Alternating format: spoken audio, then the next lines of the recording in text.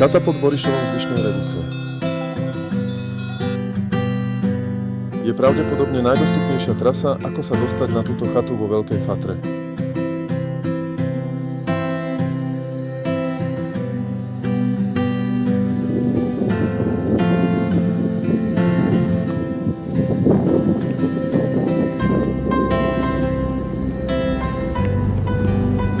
Počasie hore sa vie náhle zmeniť, preto sa dobre pripravte.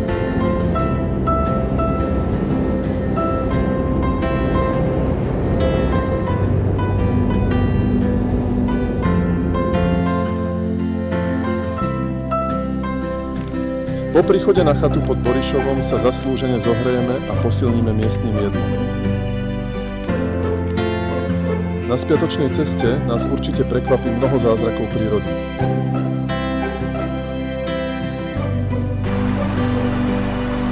Cestou nášho návratu nás bude sprevádzať upokojivé zvuk prítoku rieky Revúca, ktoré nás dovedie až na parkovisko.